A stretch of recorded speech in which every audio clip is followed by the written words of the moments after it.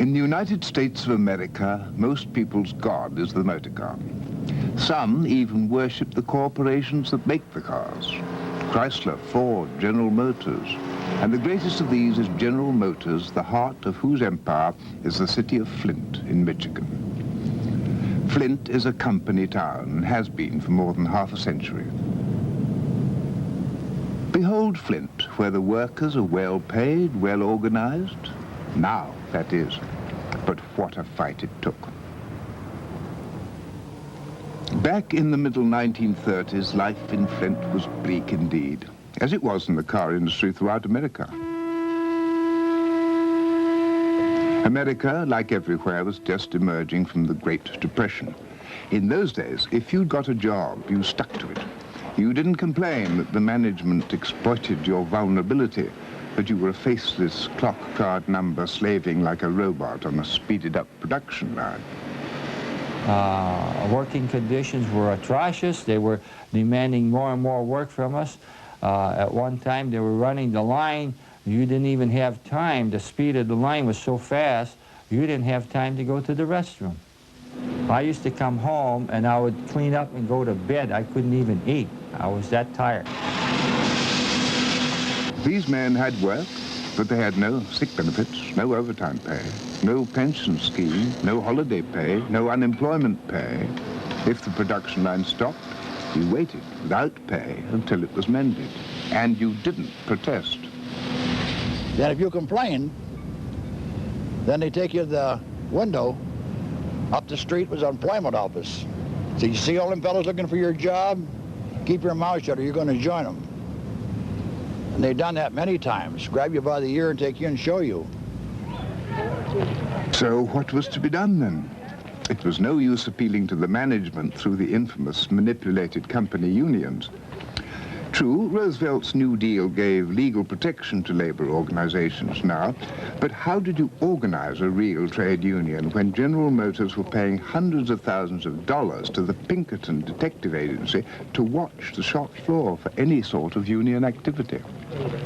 We had 100 or so of those guys right in the Chevrolet plant down there that was spying on us. The companies hired them, brought them in, put them on a machine next to you as a new man like that. We didn't know whether they were from this detective force spying upon labor. That was their business, to spy upon us, see? But still, under the very noses of these paid spies, organizers from the UAW, the newly formed Union of Automobile Workers, had come to Flint to enlist enough members to take on the vast General Motors Corporation and demand recognition.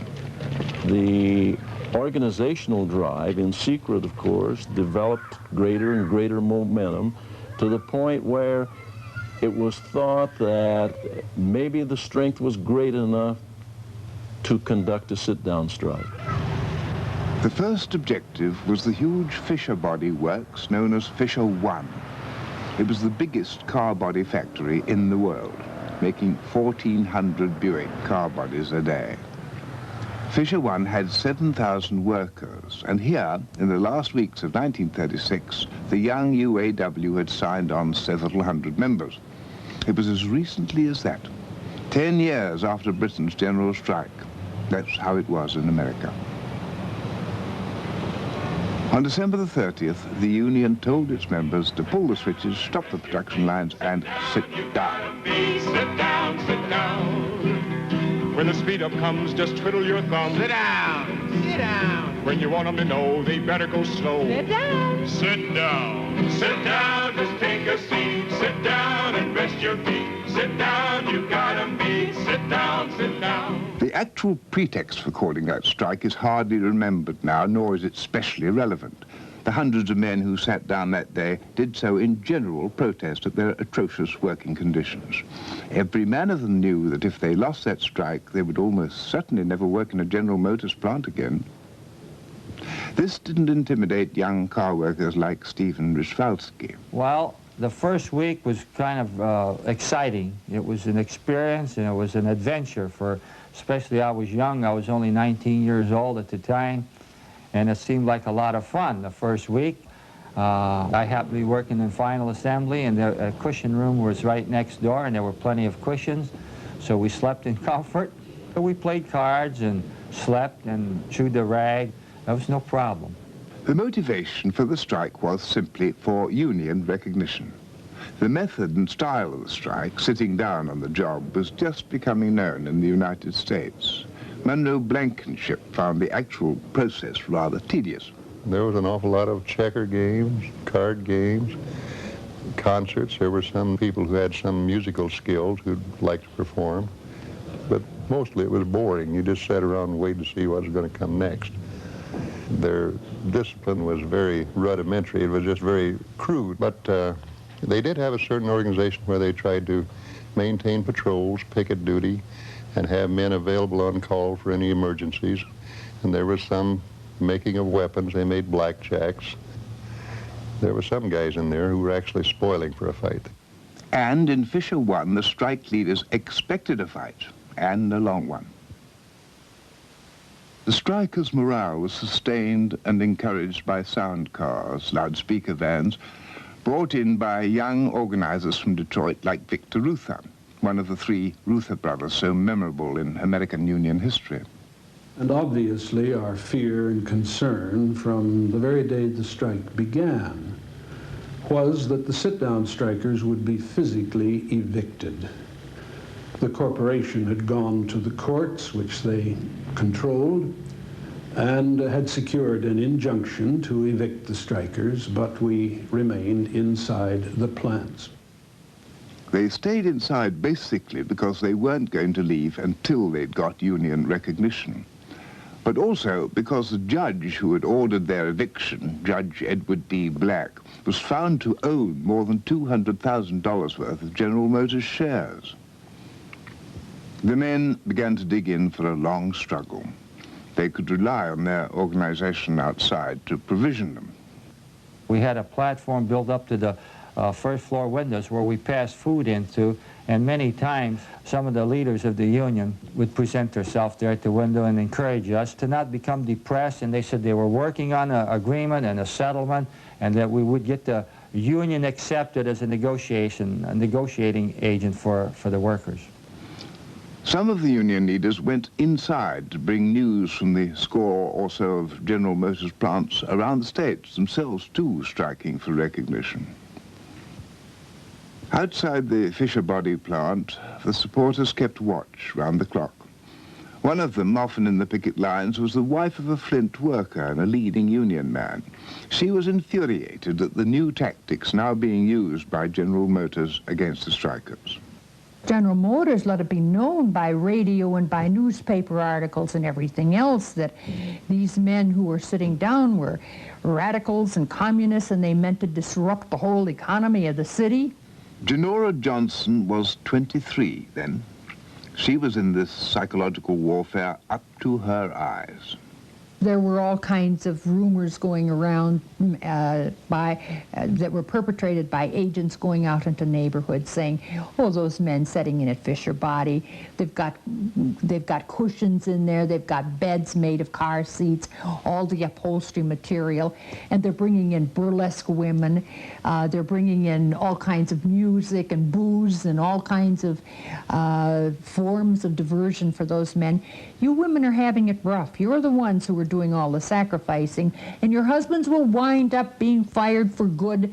And who's doing the sacrificing in this whole development? It's you, and not those men who are having a good time.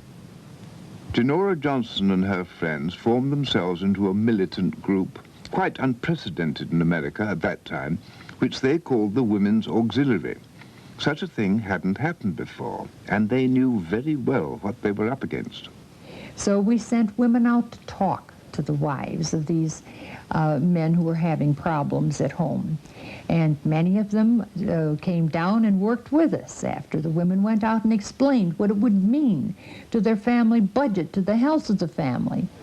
Now that the wives had got the hang of what the strike meant and its importance to everybody's future, they would come down to the plant, often with the children. They collected food and cash to help the campaign. This women's auxiliary, with its slogans and its picket lines, was a huge boost to the men inside, many of whom still hadn't quite realized what a seriously long, drawn-out business this might well be.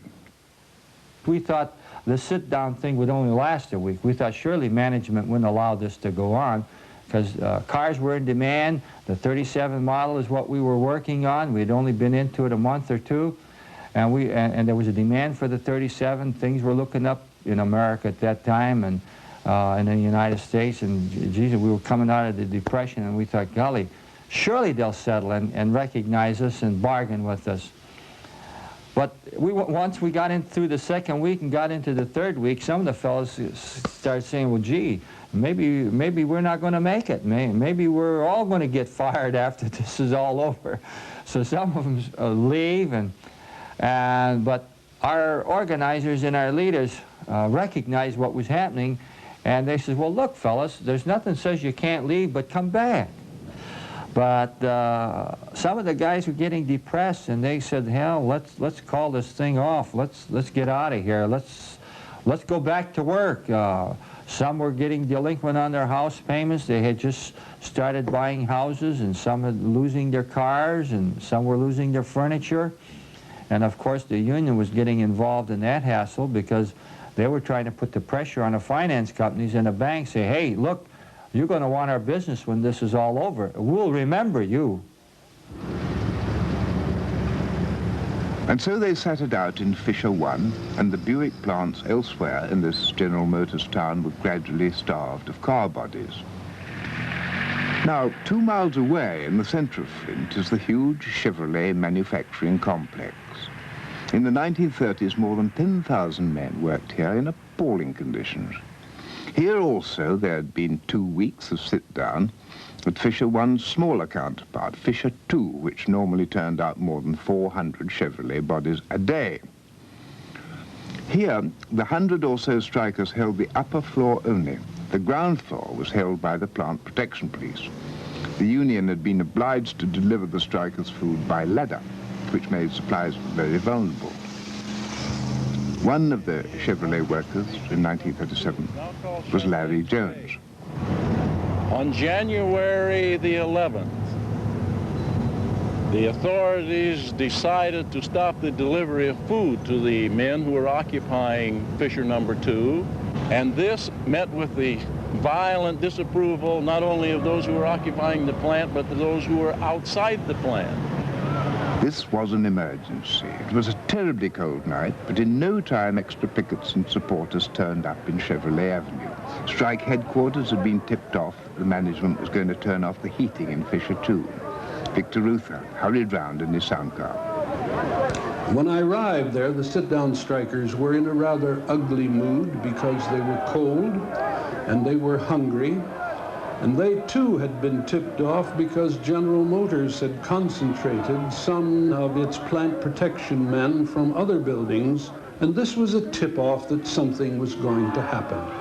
And I came to give them a sort of strike bulletin of what was happening elsewhere, and played a little music to pep them up, and they said, "Can the music, Ruther, we're hungry and we want food." Their food was down there outside the front door. Victor Ruther gave instructions from the sound car, and a group of 30 hungry men inside the plant went down to the floor below. One of them, Roscoe Rich, led them to the chief of the plant protection police, who was inside the locked front doors. Said, "Now look, you're asking for a confrontation, let's have it. Now either give us the key to these doors, we're going to lock it and get our food out there, or we're going to tear the doors down." He said, "Roscoe, I don't have the keys." He said, "I haven't got them keys." I said, "All right." I stepped back and I let these fellows hit the doors. Of course, they went down, and once they got out, they opened the other doors. They bolted from the back side. We proceeded then to get our cream cans of soup and our boxes of groceries and stuff from the outside then into the plant. The cries came up from our pickets on the outside that the police were coming. And through the corner of my eye, I could see a wave of police cars gradually coming down the hill and then crossing over the small bridge, the stream, at the factory entrance. And the police were wearing tear gas masks and carrying tear gas guns and shotguns. And as soon as they got near the bridge, they began lobbing the tear gas and firing shells. Near the sound car was some of this new women's auxiliary. Before one could really comprehend the nature of what was happening, we knew that we were fighting buckshot and rifle fire, tear gas and fire bombs. That evening, all hell was let loose on Chevrolet Avenue, a battle no one had expected. Or had they? Some say the city police were waiting just round the corner, expecting trouble. Just how quickly they arrived on the scene, or who gave the order for them to intervene, is a matter of some confusion. It seems that the plant police had phoned the city police to say that they were being threatened by the strikers, and then locked themselves in the ladies' lavatory in Fisher 2, and no one knew they were there till the morning. The fight now was between the city police and workers who were convinced that this was an attempt by General Motors to evict them. The sit-down strikers had dragged the fire protection hoses from inside the plant to the roof of the building, and also had placed in strategic locations large quantities of automobile hinges. They were big, heavy cast hinges then, you see, I mean, boxes of them. And those guys were heaving those things. Man, that street was out there. It looked like a hailstorm with those doggone hinges. But the men downstairs were throwing them too, you see. We had men upstairs and downstairs both. I don't think that's what the police figured on. And I finally said, now look, let's not waste any more water. Let's call her quits and just stand ready, because we figured they're going to come back again. And when the police did attack again, in single file along the shadow at the side of the plant, some of the strikers were up on the roof of Fisher 2, looking down, waiting for them. They come down here, you know, just sneaking along here, so each of us, we take a coping tile off the top of this thing here and we hold it. But there wasn't enough coping tile to go around, so one guy used a fire extinguisher. So we watched them all line up there nice and even, you know what I mean? Then finally somebody says, now. Everybody let go of coping tile. So the guy with the fire extinguisher hit one of them across the shoulder and knocked him down flat on his back, and it was the comical part of it. It's not comical in a way, but it was funny to me because the policeman had him with one hand, one leg, the other had him with this leg over here, and they're running down the street with the guy, dragging him on his back, and his head's coming around here. The water didn't break his noggin. They hauled him right across the brick pavement back up there to the bridge. I'll never forget that one. Numerous vehicles from the authorities, from the Sheriff's Department and the city police were here, including Sheriff Tom Walcott. Now, Sheriff Tom Walcott was not necessarily in opposition to labor, but he was supposed to be upholding his obligation. He was very rudely shocked, however, when he got down here. His car was almost immediately overturned. In a later discussion with a group of people, I overheard him say, well, it was bad enough that you overturned the car. But he said, why in the hell did you do it while I was inside of it? And Sheriff Walcott was also hit on the head by one of those car hinges. Over the sound of battle, Victor Reuther could now be heard instructing how other cars could be used to keep the police at bay. I'll never forget that when I gave the order to the pickets outside the building to move their own parked old automobiles to form a barricade, there wasn't the slightest hesitancy, although this represented an enormous investment in the lives of these people. As the police had retreated behind these barricades, they'd fired at the workers and wounded 14 of them, some seriously. Denora Johnson was still down near the sound car. Somewhere in the darkness at both ends of Chevrolet Avenue, hundreds of Union supporters, men and women, were undecided what to do. All night long we had been using the sound car to try to mobilize the sentiment, you know, on both sides of the barricade. And at one point, Victor Reuther came to a group of us and said privately, the batteries on the sound car are now running down. And we may have lost this battle, but we're not losing the war. But we had fought so long and so hard, and we had so many of our ranks wounded that it was hard for us to even accept the idea. So I asked him, "Victor, please, may I speak?" And he said, "Well, we've got nothing to lose." So I took the microphone, and I was intensely furious with the police for firing into unarmed men, so I called them cowards, cowards, shooting into defenseless and unarmed men. And then I said, "Do you know that there are also women down here, and you're firing into the mothers of children?" But the police, if they're cowards enough to shoot into unarmed men, defenseless men, then they're cowards enough to shoot into us also. And then I made my appeal to the women, and I said to the women, "This is your fight. You have everything to gain by coming down here and standing with your brothers and your husbands and your sweethearts. Don't be afraid of the cops. Break through those lines, come down here and stand with us."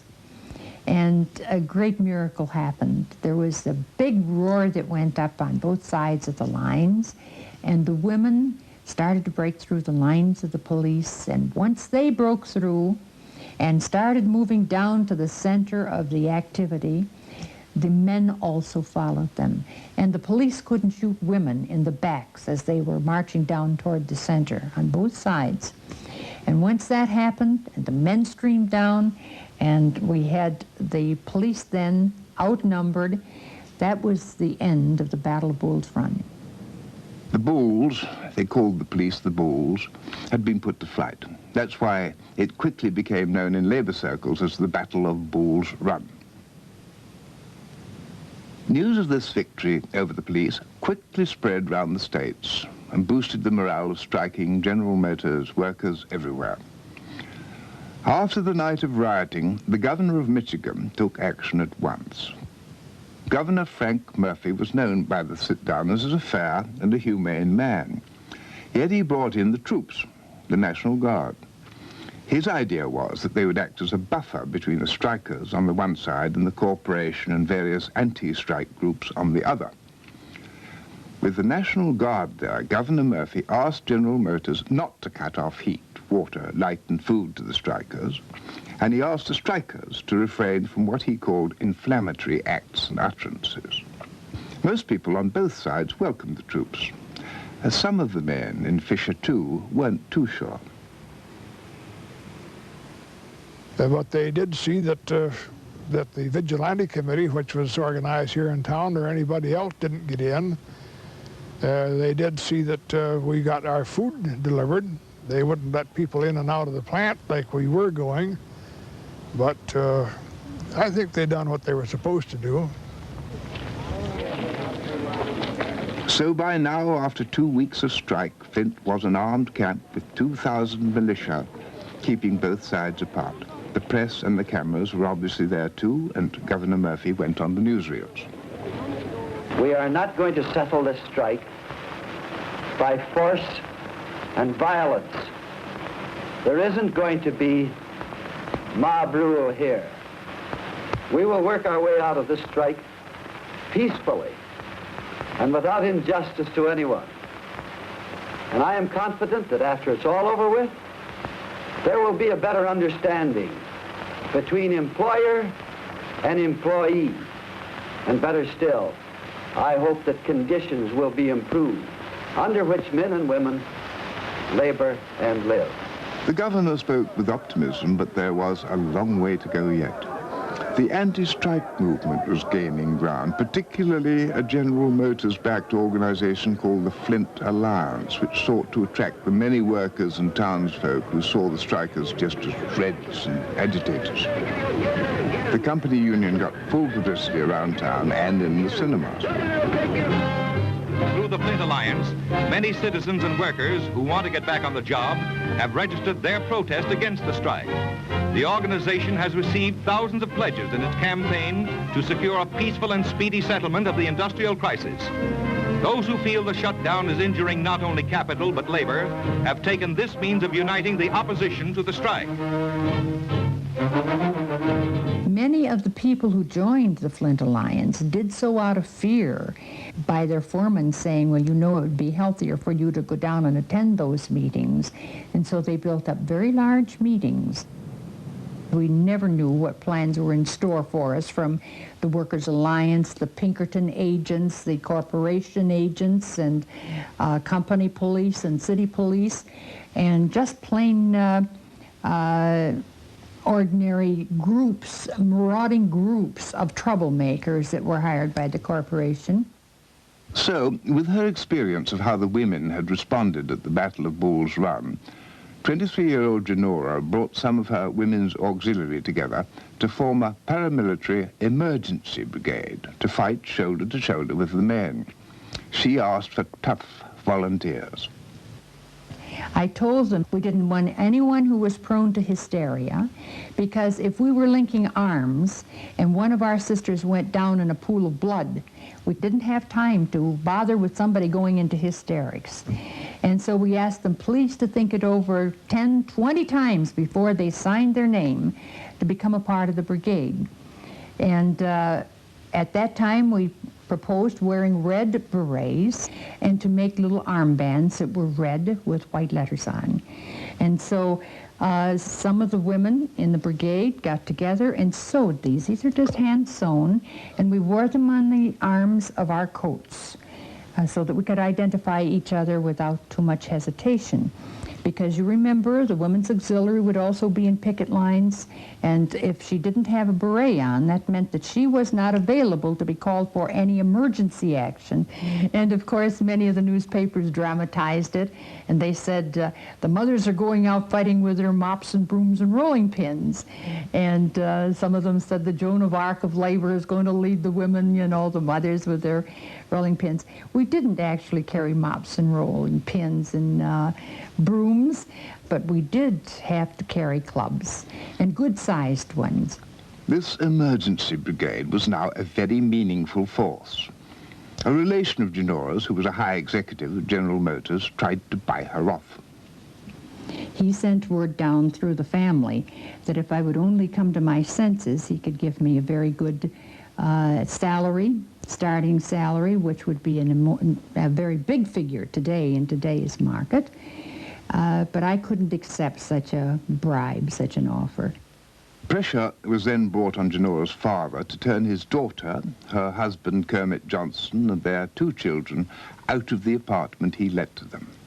She made sure that that didn't happen. The county authorities now tried to cut off her medical treatment. She had active tuberculosis. But a friendly doctor continued to treat her, and she was able to carry on her work, even bringing children onto the picket lines. Above all, running the emergency brigade. Our immediate aim was to have relief for our husbands and our sons and for the working women in those plants too. And we were well aware that we were fighting the world's most powerful corporation. If we could ever bring this mighty giant, this mighty billion-dollar corporation to its knees to the bargaining table to talk with its workers, that it would set a marvelous example for the steel workers and all of the rest of the industrial workers of America. And so, while the emergency brigade stood ready for action, the men stayed on in the plants. The strike had been on for a month already, but the corporation was still determined that it wouldn't even consider negotiations while the men continued their sit-down. Something drastic had to happen. The union needed to hit General Motors where it hurt. They held Fisher 2 securely, but this was the only plant they occupied in the Chevrolet complex. Work elsewhere there was disrupted, but not crucially. They needed to close down an essential plant. Now, Plant 4 made the engines for all Chevrolet cars in the States. With that out of action, General Motors really would be in a mess. Secret battle plans were made.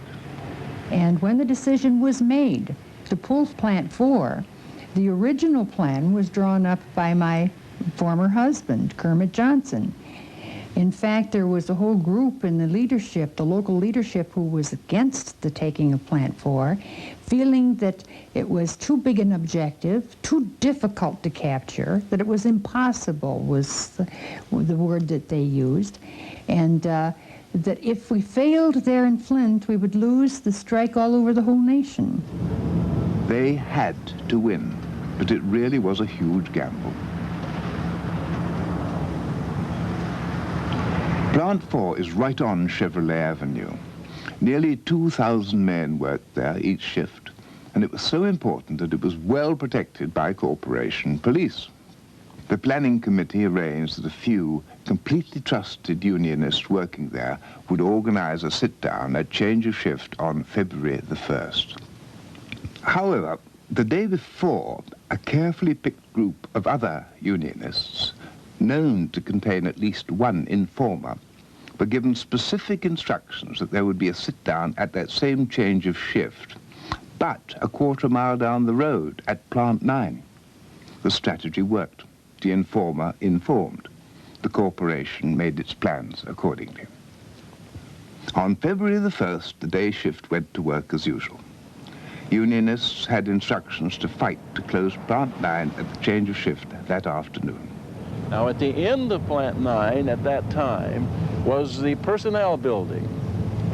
Now, into the basement of the personnel building, the company all day long slowly put their plant guards and plant protection, the Pinkerton detectives, and other strike breakers into the basement, knowing, they thought, that Plant 9 at the afternoon shift was to be a sit-down strike, and they were to be prepared for it.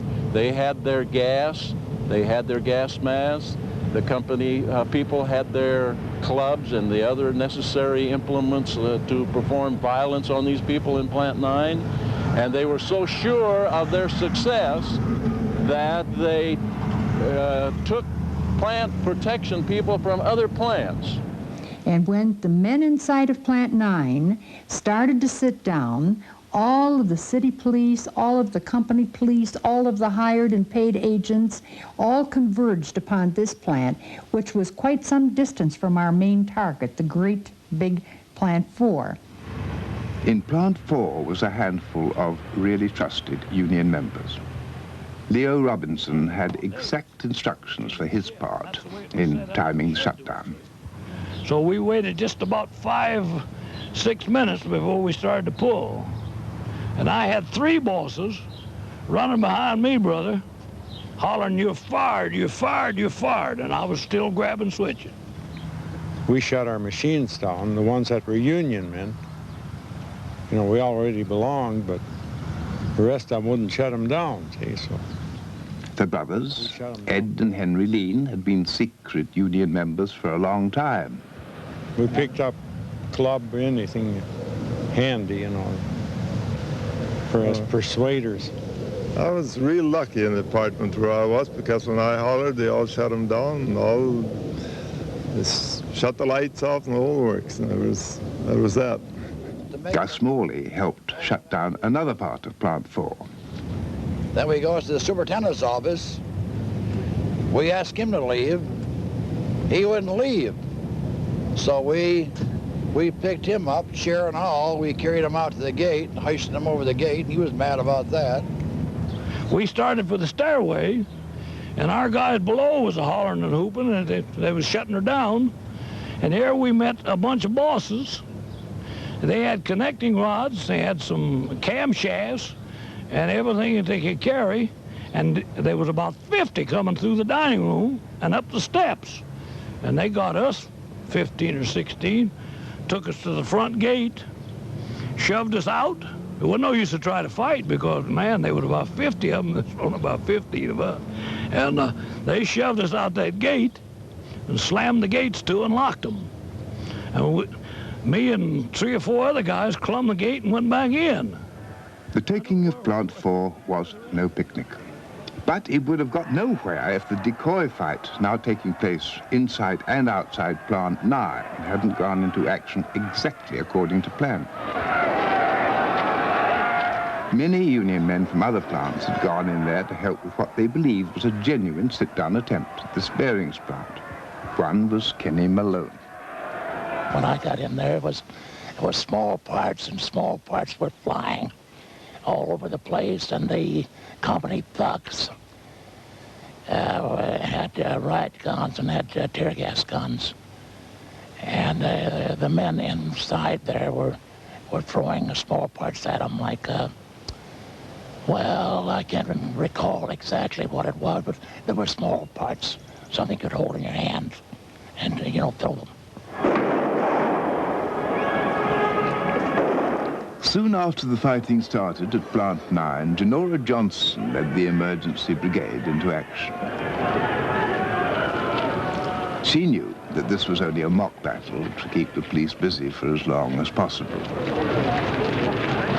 We broke out the windows when one of the men put his face out and said, "We're suffocating in here, let air into us." We broke out all of the windows of that plant. And the union men also participated in this struggle over here, so we actually made it look like this was the part of the strategy that we wanted to have the success at.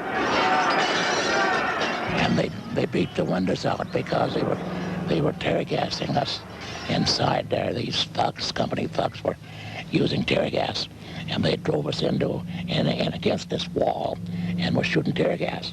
And they hit some guys right in the face with this tear gas shell, The men who'd gone into Plant 9 to help with the decoy sit-down had fought for real and hard, but they lost. We were thrown out, run out, or beaten out, whatever you want to call it. We were whipped. I went to Plant 4, and by that time, Plant 4 had already been taken by the strikers. And they were fortifying the plant. And the gates had been taken. I went in on Chevrolet Avenue, and the gate was locked. And it was a big high fence, cyclone fence. And they put a ladder over the fence, and I climbed over the fence. At Plant 9, the union men in the sound car, were still keeping things stirred up. But the police began to feel now that they'd got things under control. At one point, they threatened or looked like they were going to draw their guns on the union men in the sound car. And the women were there with their huge, long clubs. And as the motions of the cops looked like they were going to attack the men, we raised our clubs at the backs of the police. And one of the newsreels caught that, and it was a beautiful picture with the women in their raised clubs at the back of the police who were turned to threaten the men across from us. But the time was over now for posing for photos and other delaying tactics. Leaving the brigade behind, Genora took her 5 lieutenants quietly round the corner to Chevrolet Avenue. When we got down to Plant 4, we saw a terrible mess of confusion. People being thrown over the gates, fist fights, all kinds of yelling and shouting just through the main gate doorway. We saw this going on. One of the men came to the forefront and yelled, "We're having a hell of a time in here." Suddenly, the women saw what seemed like half the Flint police force heading for Plant 4. If those police had gone in there at that point, pulled their guns and started shooting, that would have been a failure. The attempt to take that great big Plant 4, which was the final victory in bringing General Motors to the bargaining table. If they'd gone in at that point, I think they could have crushed the whole thing. So therefore, we knew we had to string ourselves across the gate and do what we could to stop them. We had sent the one woman to call the brigade back down again, and the remaining 4 lieutenants and I strung ourselves across the gate. And believe me, we were pinching into each other's hands, just grabbing tight. And the police came down and said, "Out of the way, we're going through there." But we stopped them long enough by pleading first, saying, if you worked in that hellhole, and that was the name that the workers had given to that plant, Chevrolet, the hellhole. And if your life was shortened, as the lives of those men in there are shortened, wouldn't you expect your wife to be out here fighting for your interests, fighting for your life, and fighting for a better way of life for your family? And we stopped them, we tried reasoning with them, we got a few responses. We held them just long enough until they suddenly realized, well, they were sent down there to do a job, and they started pushing, saying, come on, we've got a job, we're going in there. And all of this time, we strung across that gate, locking ourselves in position so that they would have to club us and unconscious in order to get past our line of defense, our 5 women.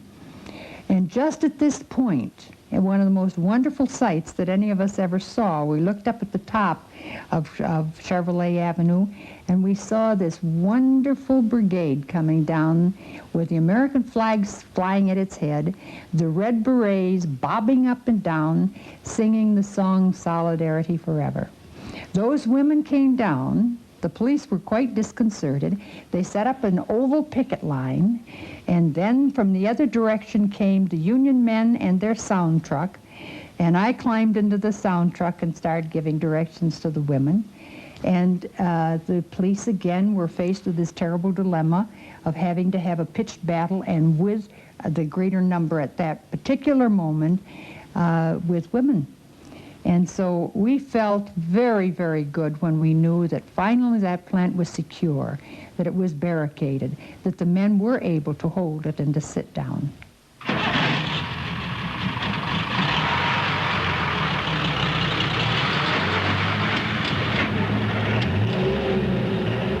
The governor called for reinforcements, and the militia cordoned off the whole area around Chevrolet Plant 4 and Fisher 2. All the pickets and union officials were removed from the area. Only genuine sit-downers were permitted to remain. The place really began to look as though it were under martial law. The National Guard had their machine gun posts 100 feet apart, all up and down Chevrolet Avenue here. It was thoroughly patrolled here.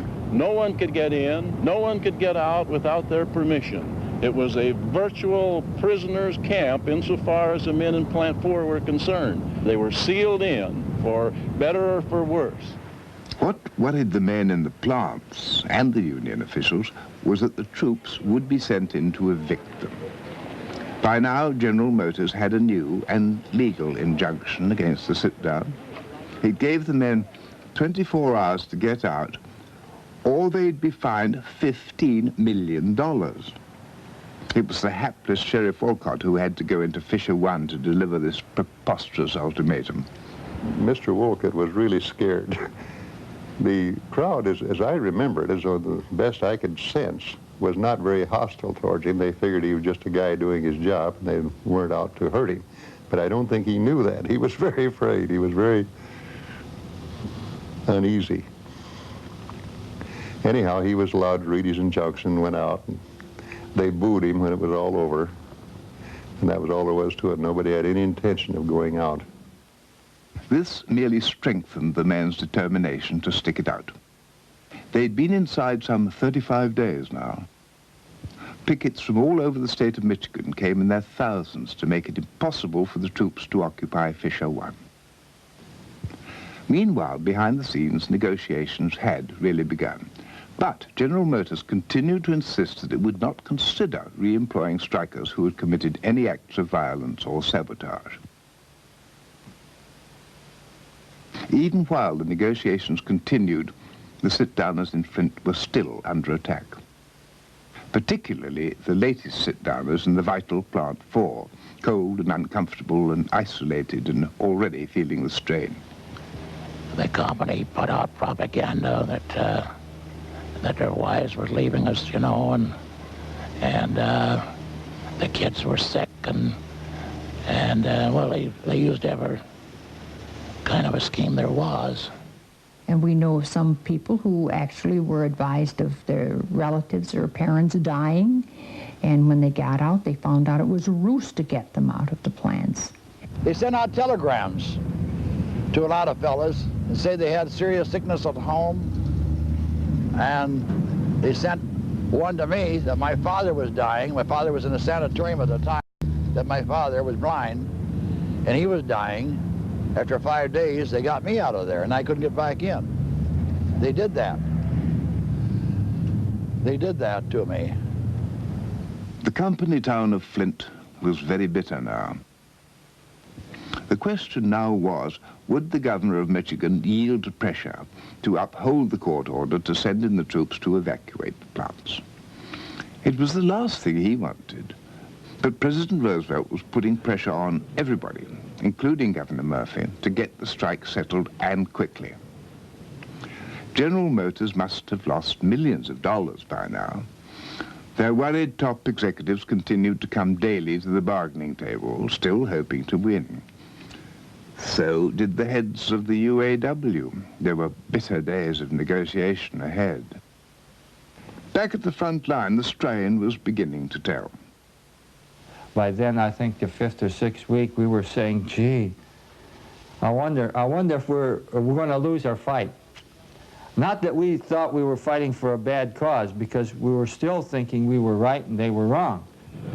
But at last, Governor Murphy's perseverance paid off. General Motors agreed to recognize the UAW and not in any way to discriminate against the strikers. On its side, the union agreed to terminate the strike and evacuate all the plants. Well, the strike has ended, thanks to these good men who are about me here. The peace will be a lasting one because it was brought about without force and violence. I trust it will mean a new mutual atmosphere of goodwill and good faith between employer and employee. Union recognition. Here it was in writing. The mightiest industrial corporation of the world had been whipped to its knees. The workers had finally won, and a big series of battles were to follow. But the big one, the climatic thing, had already transpired. General Motors had knuckled under. In the early morning of February 11th, 1937, news came to the sit-downers that after 44 days, it was all over. Oh, well, we were all happy and jubilant, and it was the best thing we thought that could have happened to us. When we finally realized that it was the truth, especially when we seen the reporters outside taking pictures, and then we found out that it was okay to let them in the plant, they started taking pictures in the plant. I kept a clean-shaven face, and the fellas that decided to leave their beards grow, the news photographers thought they would make good copies. So all the old-timers that had beards, they got into the pictures. Yeah, and they were cheering. So then we knew that we had made it.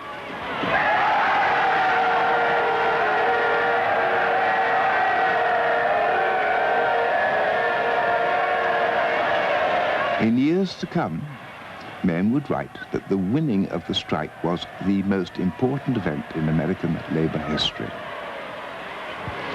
The little union, the UAW, that had fought for recognition was to grow in less than a generation into the most powerful union in the world.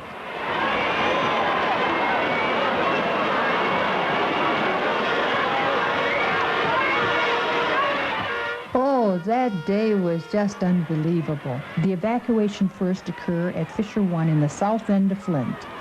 They marched through the south end to the center of the city, over to Chevrolet, and down came the men out of Plant 4 and joined in this great, marvelous procession. And then they marched and they sang and they danced all night long in the streets of the city of Flint. Buick workers and AC workers, these plants weren't even on strike, came down and they celebrated with us. There was plenty to celebrate.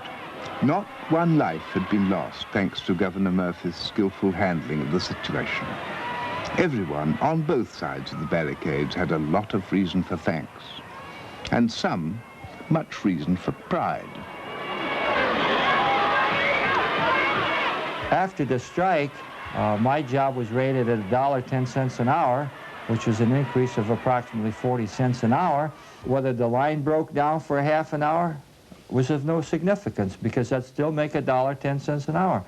And then if they decided there was a breakdown, they had to catch up on production, and they had to run an hour over, they had to pay us a time and a half.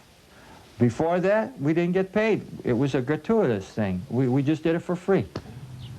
Today, I'm sitting here with over $600 a month pension. It all came through organized labor. At my old age, I'm able to sit around and do what I want to. They got 40 years of me down there, the best of my life. And now I'm able to enjoy a little bit of it I'm getting. And if we hadn't made good, we wouldn't have had nothing. We had to do it. We had to do it. Sit down, just take a seat. Sit down and rest your feet. Sit down, you gotta be. Sit down, sit down. When the speed up comes, just twiddle your thumbs. Sit down, sit down. When you want them to know, they better go slow. Sit down. Sit down, sit down, just take a seat. Sit down and rest your feet. Sit down, you gotta be. Sit down, sit down. When the boss don't talk, don't take a walk. Sit down, sit down. When the boss sees that, he'll want to chat. Sit down, sit down. Sit down, just take a seat. Sit down and rest your feet. Sit down, you gotta be. Sit down, sit down.